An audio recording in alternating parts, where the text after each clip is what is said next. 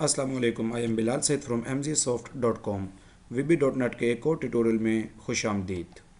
इस video tutorial में हम यूज़ करेंगे फॉर एंड नेक्स्ट लूप और हम एक छोटी सी एप्लीकेशन बनाएंगे जिसके अंदर एक टेक्स्ट बॉक्स होगा और यहाँ पर हमारे पास दो बटन होंगे और यहाँ पर दो लेबल होंगे।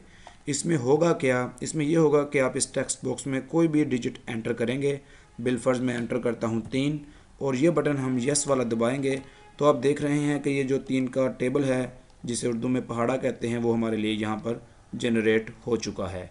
इसी तरह से क्लियर का बटन होगा जो कि इसको क्लियर करवा देगा और उसके बाद मैं एक और डिजिट इसमें लिखता हूँ जैसे कि 5 और ये यस का बटन हम दबाएंगे तो ये 5 का पहाड़ा या 5 का टेबल आपके लिए जनरेट कर देगा। तो ये काम VB.NET में कैसे होगा आइए देखते हैं। शुरू करते हैं विजुअल स्टूडियो, न्यू प्रोजेक्ट पे आते हैं। विजुअल बेसिक और विंडोज़ में विंडोज़ फॉर्म एप्लीकेशन को सिलेक्ट करेंगे और यहाँ पर हम ओके दबाएंगे। यहाँ पर हमारे पास फॉर्म मौजूद है। इसके प्रॉपर्टीज़ में आते हैं, इसके फ़ॉन्ट को थोड़ा सा यहाँ से हम 10 कर लेते हैं और इसका जो स्टार्ट पोजीशन है उसको हम सेंटर स्क्रीन करते हैं। इसके बाद हम टूल बॉक्स में आते हैं और यहाँ से हम अपने जो हमें टूल्स रिक्वायर हैं वो लेते हैं।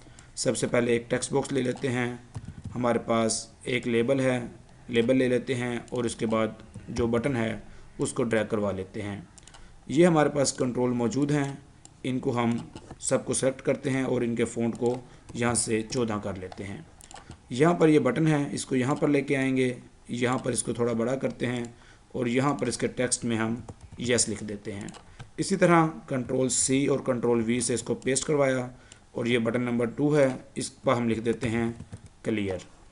ये हमारे पास लेवल 1 है, लेवल 1 का जो हम टेक्स्ट है वो 0 कर देते हैं और इसी तरह से हम इसको कंट्रोल C और कंट्रोल V पेस्ट करवा कर एक दूसरा लेबल यहाँ पर रखवा लेते हैं। ये हमारे पास जो हमारी डिज़ाइनिंग है वो मुकम्मल हो चुकी है। इसको हम यहाँ पर स्टार्ट करके देखते हैं तो ये इस तरह से आपके सामने आ रहा है, लेकिन बटन के सामने अभी कोडिंग बाकी है।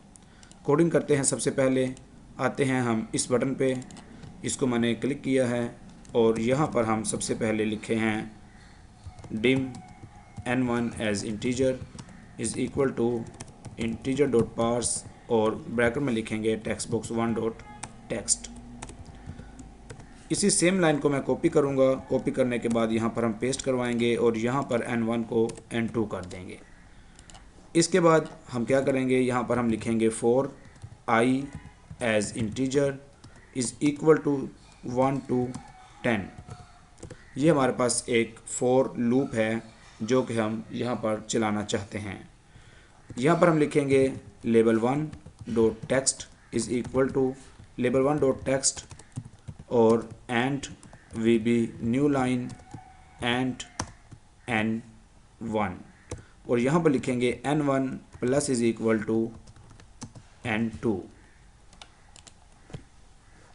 इतना कोड हम लिखने के बाद इसको स्टार्ट करते हैं और चेक करते हैं कि क्या होता है। यहाँ पर मैं लिख रहा हूँ 2 और इसको थोड़ा सा बड़ा करते हैं, यस का बटन दबाया तो आप देख रहे हैं कि ये जो हमारा है लेबल 1 इसके अंदर जो हमारा टेबल है वो जनरेट हो चुका है। लेकिन जो ये वाला लेबल है इस जगह पर वो चीज़ अभी हमें नहीं मिली क्योंकि अभी हमने उसकी कोडिंग ही नहीं की। तो चलिए इसकी कोडिंग करते हैं। बहुत आसान, देखिएगा। यहाँ पर लिखते हैं label 2 dot text is equal to label 2 dot text and VB new line and यहाँ पर हम लिखेंगे n2 एंड यहाँ पर लिखेंगे x और यहाँ पर लिखेंगे एंड इसके बाद I और इसके बाद एंड और इसके बाद हम लिखेंगे डबल कोट के अंदर इज़ इक्वल। ये हमारी एक लाइन है। अब देखते हैं कि क्या होता है। यहाँ पर स्टार्ट दबाया है, इसमें मैंने लिखा है 2 और इसको थोड़ा सा बड़ा करके यस दबाया है तो आप देख रहे हैं कि हमारे पास जो है टेबल का एक मुकम्मल फॉर्मेट यहाँ पर 2 लेबल्स की मदद से बन चुका है। अब हमने ये जो बटन है क्लियर, इसकी कोडिंग करनी है। वो कैसे होगी? बहुत आसान, क्लिक कीजिएगा, इस पर लिखिएगा label 1 dot text is equal to double quote में 0 और इसी तरह लेबल 2 डॉट टेक्स्ट और डबल कोट में 0। ये क्या करेगा, ये लेबल 1 और लेबल 2 के टेक्स्ट को वापस 0 पे ले आएगा। फॉर्म को थोड़ा सा बड़ा करते हैं ताकि हमें रन टाइम पे बड़ा ना करना पड़े। स्टार्ट करते हैं और यहाँ पर अब हम लिखते हैं 4 और यहाँ पर करते हैं यस। तो आप देख रहे हैं कि जो 4 का टेबल है वो जनरेट हो चुका है। क्लियर करते हैं, ये चीज़ क्लियर हो गई है। अब हम चाहते हैं कि क्लियर के साथ हमारा ये भी क्लियर हो जाए, तो यहाँ पर एक छोटी सी लाइन और लिख देंगे, लिखेंगे text box 1 dot text is equal to empty. अब रन करते हैं। अब हम यहाँ पर लिखते हैं 3, यस का बटन प्रेस किया, 3 का पहाड़ा जनरेट हुआ, क्लियर किया, सब कुछ क्लियर हो गया। फिर दोबारा से हमने अब जनरेट करते हैं 5 का पहाड़ा, यस किया, 5 का पहाड़ा जनरेट हुआ, क्लियर किया, सब कुछ क्लियर हो गया।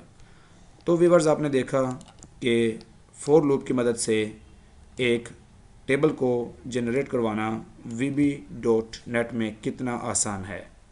अगर आपको ये वीडियो पसंद आई है तो इसको लाइक और शेयर ज़रूर कीजिएगा। It is Bilal Saeed signing off. अल्लाह हाफिज़।